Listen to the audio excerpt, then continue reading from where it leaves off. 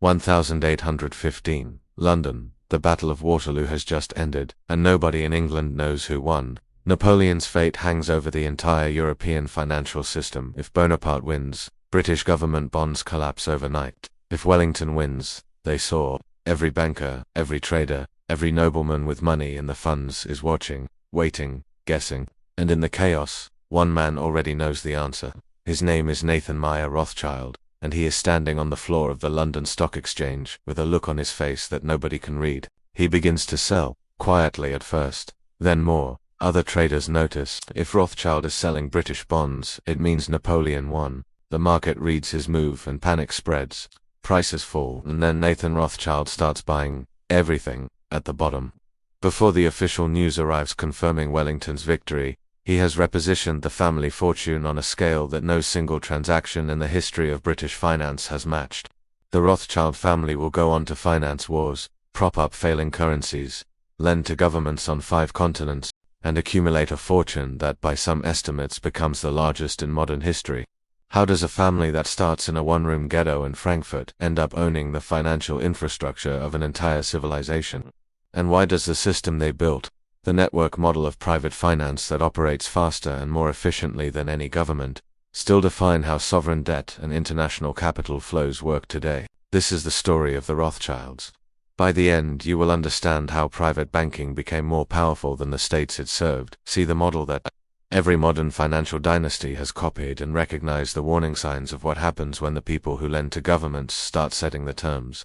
It is the mid-1700s, Frankfurt, Germany, specifically, a narrow lane in the Jewish quarter of the city called the Judengasse, which translates simply as Jew Lane. The street is not a metaphor. It is a physical enclosure, a ghetto in the original sense of the word, where Frankfurt's Jewish population is legally required to live locked in at night, behind gates barred from most professions, prohibited from owning land, forbidden from walking in certain parts of the city on Sundays and holidays. The buildings on the Judengasse are tall and cramped, because the street cannot expand outward. Families pile onto floors above floors. The smell is what you would expect from 3,000 people living on a single lane with inadequate sanitation and no room to breathe. In this world, the few economic activities permitted to Frankfurt's Jews are the ones that Christian merchants and guilds refuse to touch.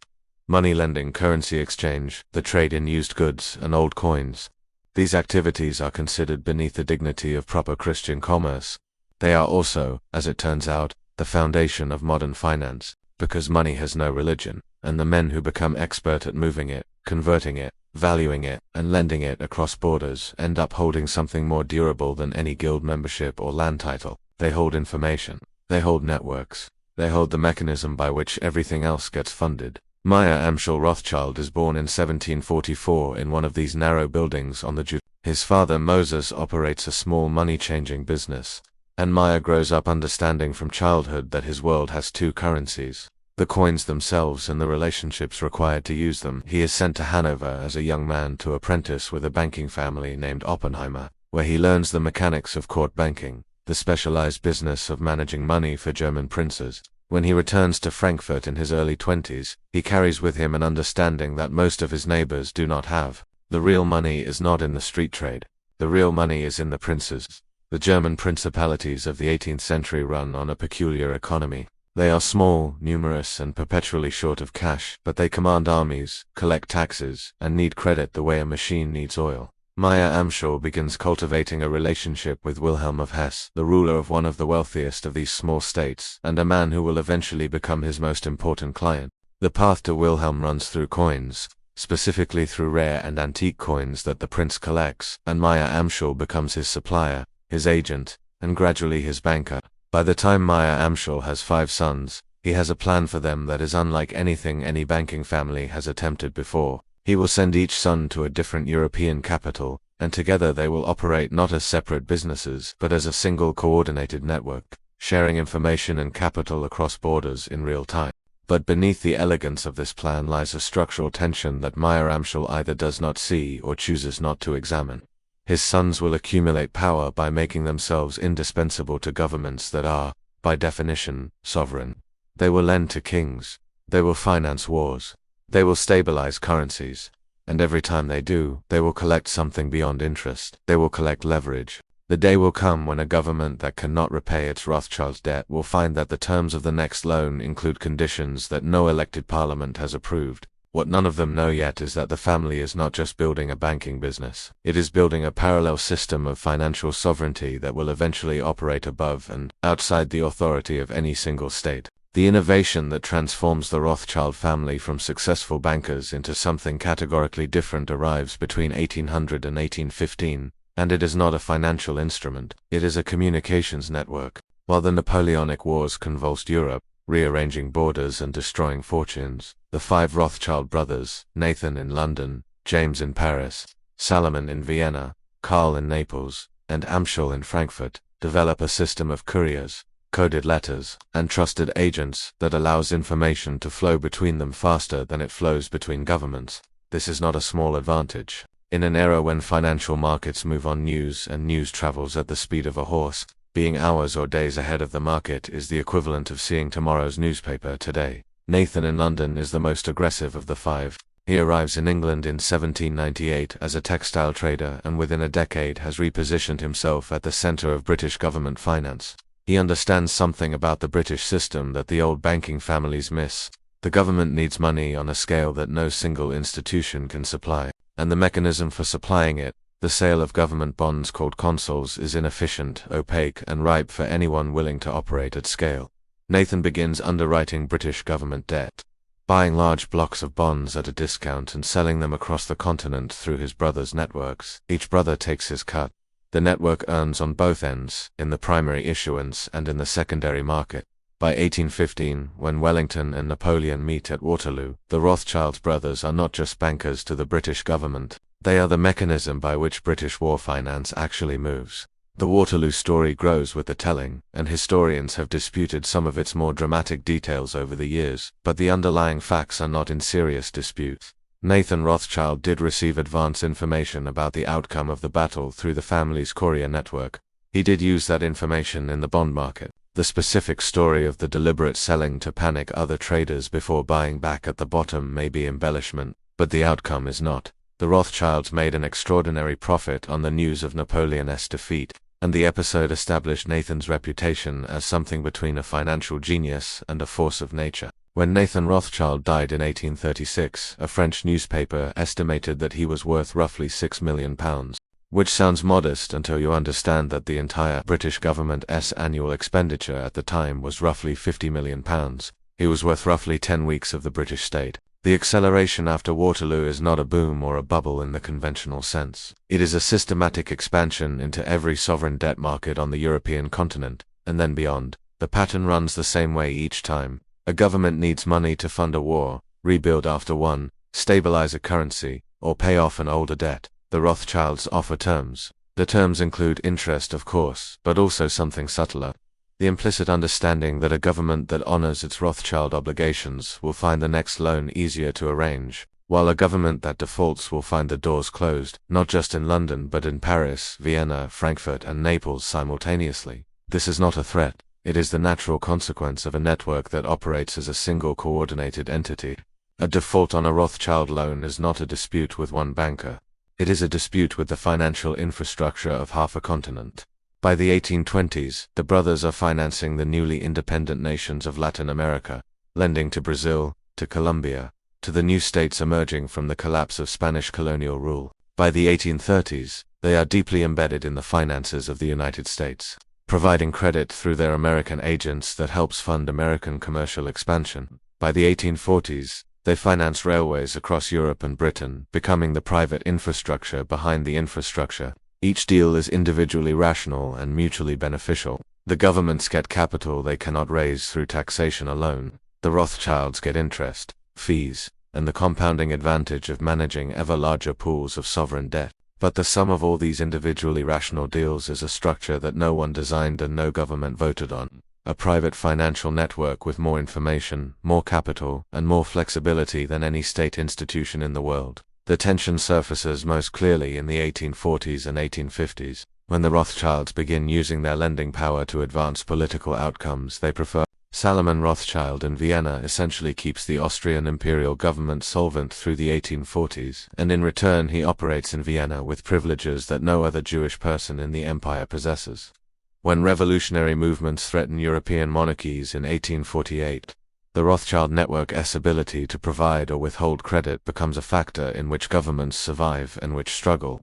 James in Paris navigates 3 separate French regimes while maintaining the family's position in each, not by abandoning his principles exactly, but by demonstrating that the family's financial services are more valuable than any particular political arrangement. This is not corruption in the legal sense. It is the exercise of leverage that accrues naturally to anyone who holds the debt of a sovereign that cannot afford to displease them. Lionel de Rothschild, Nathan's son, sits in the British House of Commons chamber in 1847 as the newly elected Member of Parliament for the City of London, and he refuses to take his seat. The oath of office requires swearing on the Christian Bible, and Lionel, as a practicing Jew, will not do it. He comes back to the chamber session after session for 11 years, presenting himself, declining the oath, and returning home, until Parliament finally changes the law in 1858 to allow a Jewish oath. It takes 11 years because even the Rothschilds, who have financed more British government debt than any institution alive, cannot simply buy a change in parliamentary procedure. What they can do is demonstrate through Lionel's patient and public refusal that the most powerful banking family in the world is being asked to swear an oath it cannot take in good conscience before serving a government it has kept afloat for decades. Parliament eventually finds this embarrassing enough to fix. The peak of Rothschild power in the 19th century arrives somewhere in the 1870s and 1880s when the network spans 5 continents, when the family's involvement in a bond issuance is treated by markets as a quality signal equivalent to a sovereign guarantee, and when a single dinner with a Rothschild partner in London or Paris can determine whether a government gets the credit it needs or spends months scrambling for alternatives. The most vivid single illustration is the 1875 purchase of the British government's stake in the Suez Canal. Prime Minister Disraeli wants to buy the Egyptian Khedive's shares before France can acquire them, a strategic acquisition that will secure British control of the fastest route to India. The British government has no mechanism to raise the £4 million required in the days available. Disraeli sends an emissary to Lionel de Rothschild. The emissary asks when the money can be available.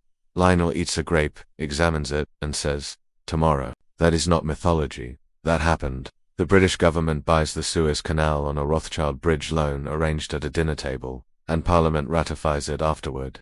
This is the top of the arc. Nobody knows it yet. Then something shifts. Not a single dramatic collapse, but a slow, structural change that takes decades to fully register. The second half of the 19th century brings the rise of the central bank as an institution. The Bank of England, which had operated as a semi-private institution with an ambiguous relationship to government finance, gradually assumes the role of lender of last resort, the institution that governments turn to in crisis rather than a private banking family. The United States creates the Federal Reserve in 1913, consolidating monetary authority in a public institution after decades of private banking panics. Germany builds the Reichsbank. France restructures the Banque de France one by one. The functions that the Rothschilds had monopolized through their private network are absorbed into public institutions with legal mandates and government backing. The Rothschilds do not disappear from these systems. They remain influential, connected, and wealthy. But the unique leverage that comes from being the only institution capable of mobilizing sovereign-scale capital in days erodes as public mechanisms develop the same capacity. The most devastating structural blow comes in the 20th century.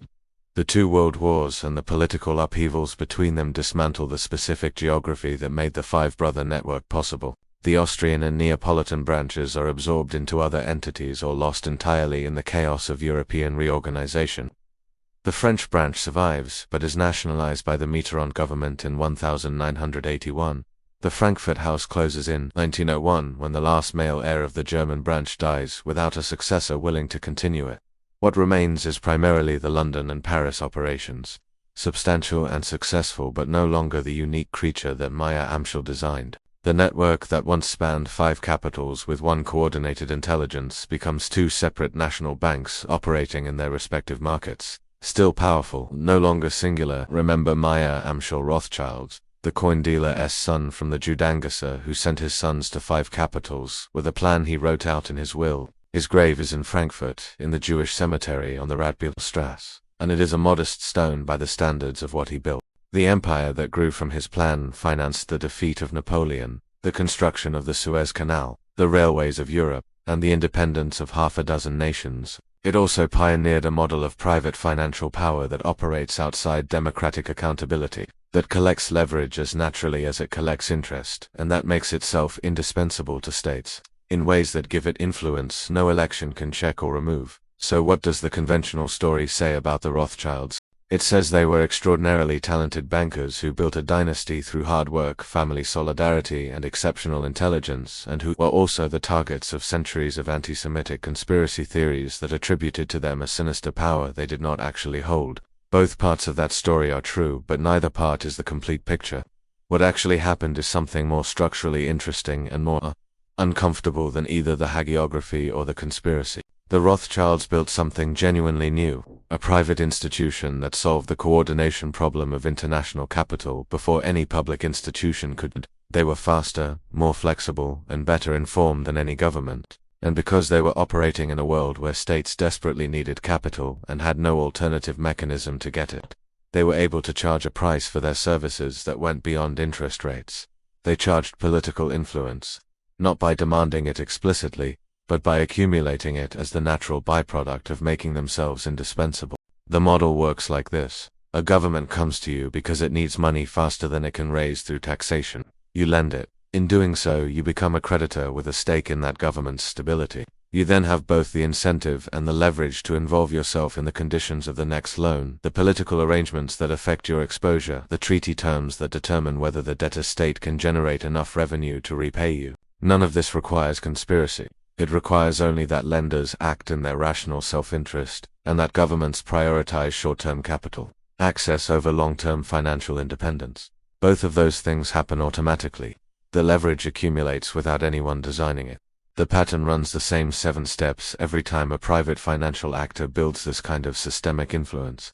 The new paradigm is the belief that private capital is inherently more efficient and better informed than public finance, and that the terms private lenders offer reflect genuine market rates rather than monopolistic pricing.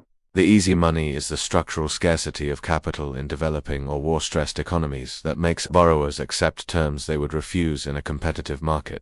The social proof is the queue of governments lining up to borrow from the same institution, each one's participation making the next government more confident that the terms are legitimate. The complexity is the web of bond issuances, currency operations, and linked credit lines that makes it almost impossible for any single government to accurately calculate its total exposure to the network. The peak euphoria is the Disraeli moment, the grape and the bridge loan for the Suez Canal, when private financial power seems not just efficient but almost magical, capable of accomplishing overnight what governments cannot manage in months. The trigger is the development of public alternatives, central banks with legal mandates and government backing, that remove the monopoly on sovereign capital mobilization. And the blame game runs for a century in the form of conspiracy theories that attribute the family's influence to sinister design rather than structural advantage, allowing the actual mechanism, the way that indispensable private lenders accumulate political leverage naturally and without conspiracy, to remain unexamined. Once you see this pattern, you cannot unsee it. Now look at 2025. Because the Rothschild model did not die, it changed clothes. The role that the Rothschild network played in 19th century sovereign finance is now occupied by a small number of institutions whose names appear on almost every major government debt issuance, every sovereign restructuring, every cross-border capital transaction of significance. BlackRock manages more than $10 trillion in assets and has been called upon by governments from the United States to the European Union to the Ukrainian government to advise on financial restructuring, debt management, and capital allocation. Goldman Sachs has placed alumni in the finance ministries and central banks of more countries than any institution in the modern world. The International Monetary Fund, though technically a public institution, operates in practice as a mechanism through which private capital market norms are transmitted to governments that need access to international credit. Run through the checklist. New paradigm. The current version is the belief that passive index investing and algorithmic asset management have made markets more efficient and more stable than ever before. That concentration in a small number of asset managers reflects genuine economies of scale rather than monopolistic positioning. Easy money. The decade of near-zero interest rates between 2010 and 2022 pushed every institution managing long-term liabilities from sovereign wealth funds to pension funds to university endowments toward the same concentrated set of private asset managers who could offer returns that safe assets could not. Social proof: when every major sovereign wealth fund, every university endowment, and every national pension system is invested in the same small group of private asset managers, the concentration looks like consensus rather than risk. Complexity: can you explain how the fee structures, voting rights, and benchmark tracking behaviors of the three largest index fund managers interact to create aggregate market effects that no single institution controls but all three influence? Most finance professionals cannot. Peak euphoria. In 2022, the head of BlackRock was publicly described in the financial press as the most powerful person in finance, more influential than any central banker, a description he and his firm neither sought nor disputed. What is genuinely different now? The Rothschilds operated a network that was explicitly private and explicitly in the business of profit. Modern large asset managers operate under legal frameworks that impose fiduciary duties, regulatory oversight, and public reporting requirements that the Rothschild network never faced.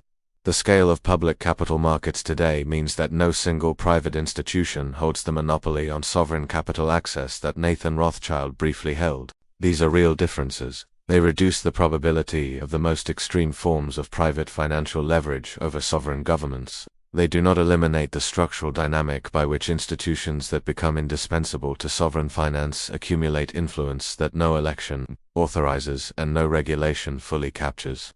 Watch for governments that frame their relationship with large private asset managers as a partnership rather than a procurement. Watch for situations where the same institution advises on the structure of a debt issuance, participates in the issuance as a buyer, and manages the secondary market for the resulting securities. And watch for moments when a government facing a financial crisis calls a private institution before it calls its own treasury. Because that sequencing tells you something real about where the actual leverage lives.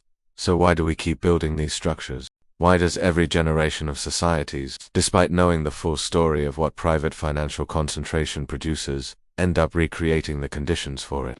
The answer is not that governments are naive or that bankers are predatory, though both have been true at various moments. The answer is that the problem the Rothschilds solved in 1800 is a real problem that does not go away. Governments need capital that exceeds what taxation can provide. Coordinating that capital across borders requires information, trust, and relationships that take decades to build. Private institutions, operating for profit and accountable to their own survival, build those capabilities faster and more flexibly than public institutions constrained by political cycles and legal mandates.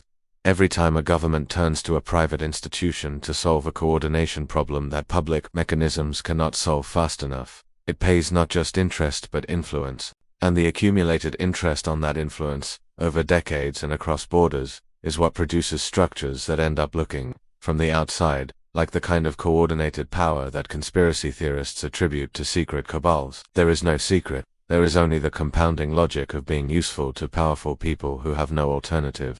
The Rothschilds did not set out to control governments. Maya Amschel set out to feed his family in a city that did not allow him to own land or walk certain streets on Sundays. His sons set out to expand a business that had proven itself profitable. What they created, through intelligence and discipline and the particular structural advantage of the moment they occupied, was a demonstration of how private financial power accumulates when public mechanisms are absent or slow. That demonstration has been running continuously for 200 years, in different institutions with different names, using different instruments in different markets, but following the same underlying logic. The currency changes. The mechanism does not. You cannot reverse 2 centuries of institutional evolution by understanding this. But you can hold it when you read about the next major sovereign debt restructuring, the next time a government in crisis calls a private institution for advice before it calls an election. You can ask whose interests are actually being served by the structure of the deal, and you can resist the framing that presents private financial expertise as a neutral service rather than a relationship with terms that do not appear in the press release. Maya Amschel understood that money has no religion. What he also understood, and what his descendants proved across 5 continents and 2 centuries, is that money has no nationality either, and that the people who can move it faster than governments can govern it will always eventually be sitting at the table where the real decisions get made. Now I want to hear what you think. What modern institution do you believe has accumulated the kind of structural leverage over sovereign finance that the Rothschilds held in the 19th century? And is that accumulation inevitable, or is there a version of public financial infrastructure that could change the dynamic? That question does not have a clean answer, and I am genuinely curious what you see from where you sit. Drop it in the comments. If this changed how you read the financial news, hit the like button and subscribe. Next time, we are going inside the single most consequential miscalculation in the history of American monetary policy, a decision made in one meeting by one committee that set off a chain reaction that is still running. History does not repeat, but it rhymes, and right now, it is rhyming loud. See you in the next one.